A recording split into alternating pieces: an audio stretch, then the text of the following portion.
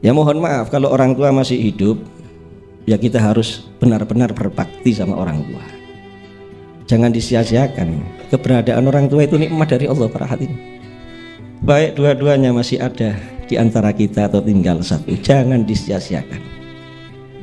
Nabi Muhammad itu pernah ditanya oleh sebagian sahabat, ya Rasulullah, ma haqqul walidain ala waladihima?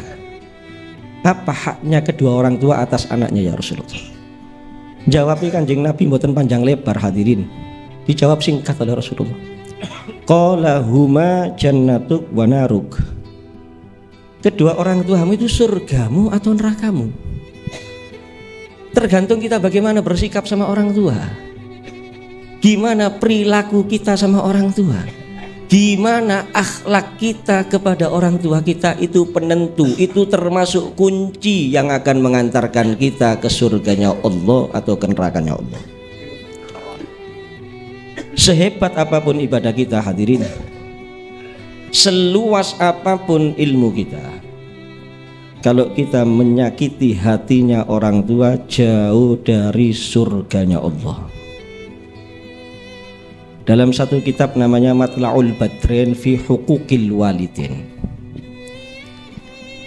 yang menyusun Al-Habib Ahmad bin Hadi Al-Hamid, ada satu riwayat, ada satu sahabat namanya Abdullah bin Salam radhiyallahu anhu, sakit parah, keluarganya mengutus seseorang untuk memanggil Nabi Muhammad agar datang ke rumahnya. Saat itu Nabi Muhammad sedang duduk bersama Sayyidina Ali ibn Abi Thalib, Sayyidina Umar ibn al-Khattab, Sayyidina Bilal bin Rabah, dan sahabat yang lain radhiyallahu anhum ajma'in. Ketika Nabi Muhammad dipanggil, maka Nabi Muhammad bersama para sahabat tadi mendatangi rumahnya Abdullah bin Salam. Ketika didatangi rumahnya Abdullah bin Salam,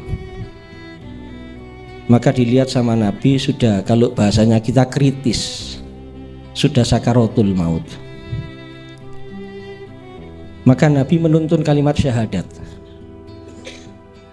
Dan itu sangat dianjurkan kalau ada orang sudah kondisi sakaratul maut, itu sunnah dibisikkan di telinganya kalimat la ilaha illallah. Jadi mohon maaf, cukup dibisikkan saja ya, tidak usah diperintah. Kadang-kadang sing tidak paham nyebuto, gak usah ngono. Cukup dibisikkan di telinganya. Kalau sudah gerak, maka sudah, jangan diajak bicara yang lain. Kecuali kalau dia mengucapkan kalimat-kalimat yang lain, diulangi lagi. Harapannya apa? Mengejar akhir kalimat yang diucapkan la ilaha illallah. Karena ada riwayat mangkana akhiru kalamihi minad dunya la ilaha illallah dakhalal jannah. Barang siapa yang akhir umurnya mengucapkan kalimat la ilaha illallah, masuk surganya Allah. Langsung masuk surga, nggak pakai masuk neraka. Dituntun sama Nabi Muhammad sampai 3 kali dituntun nggak bisa ngucap.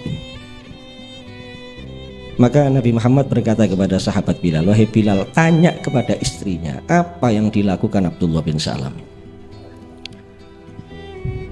Ditanya istrinya, kata istrinya, demi Allah, semenjak menikah denganku tidak pernah terlambat sholat jamaah di belakangnya Nabi Muhammad SAW. Tidak pernah terlambat tiap hari bersedekah. Hanya saja dia ada masalah dengan ibunya. Maka katanya Nabi, Bilal panggil ibunya, suruh datang. Dijemput ibunya sama sahabat Bilal untuk datang. Karena terlalu jengkel kepada si anak, nggak mau datang si ibu. Maka Rasulullah memerintahkan 2 pembesar sahabat, Sayyidina Ali bin Abi Thalib, Sayyidina Umar bin Khattab, untuk merayu ibunya agar datang. Setelah kedua sahabat besar ini yang memanggil, baru si ibu mau datang. Ketika si ibu datang di hadapan putranya yang sedang sakaratul maut, katanya Nabi, maafkan putramu ini. Apa jawaban si ibu hadirin? Ya Rasulullah, kaifa aj'aluhu fi hil wa huwa Dorobani wa taradani min baitihi li ajli imraatihi fahuwa adhani wa asani. Ya Rasulullah, bagaimana saya ini bisa memaafkan dia ya Rasulullah, sedangkan dia ini putraku telah memukul aku dan mengusir aku dari rumahnya demi istrinya.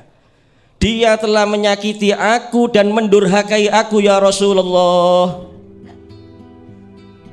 Oleh karena itu hati-hati, jangan sampai istri kita sesolihah apapun, secantik apapun istri kita, jangan sampai gara-gara istri melukai hatinya ibu, menyakiti hatinya ibu, menyinggung perasaan ibu, menyakiti ibu, menjengkelkan ibu, membuat marah ibu. Jangan. Silakan penuhi haknya istri, tapi ibu kita tetap harus nomor satu, dan istri kita harus kita beri pemahaman seperti itu. Ketika kita mendahulukan ibu kita, jangan sampai mereka jengkel atau cemburu. Bahkan istri yang solihah seharusnya ketika si suami kok lebih memprioritaskan dirinya, dia mengingatkan suaminya, wahai suamiku, jangan aku yang didahulukan, ibumu dahulukan. Insya Allah berkah rumah tangga kalau seperti itu. Tapi karena yang merayu Nabi Muhammad, akhirnya dimaafkan sama si ibu. Ketika dimaafkan barulah bisa mengucapkan kalimat la ilaha illallah. Setelah pemakaman Nabi Muhammad, di antara khutbahnya saat pemakaman Abdullah bin Salam, ya ma'syarul muslimin, ala man kanat lahu walidah lam yabirroha kharaja minad dunya ala ghairi syahadah. Ingatlah wahai kaum muslimin, barang siapa yang punya ibu tapi dia tidak berbakti kepada ibunya, maka dia akan keluar dari alam dunia dalam keadaan tidak bisa mengucapkan kalimat syahadat. Oleh karena itu yang masih punya orang tua, sekali lagi, yang sabar menghadapi orang tua, berakhlak baik, bertutur kata baik. Kalau yang sudah meninggal, dan kita mungkin dulu banyak salah, banyak dosa di masa hidupnya, jangan kecil hati, jangan diulangi kesalahan di masa hidupnya orang tua. Setelah orang tua kita jadi ahli kubur, kita jadi anak yang birrul walidain. Gimana caranya? Di antaranya banyak berdoa untuk kedua orang tua kita, selalu mohonkan ampun, mohonkan rahmatnya Allah, ziarahi makamnya.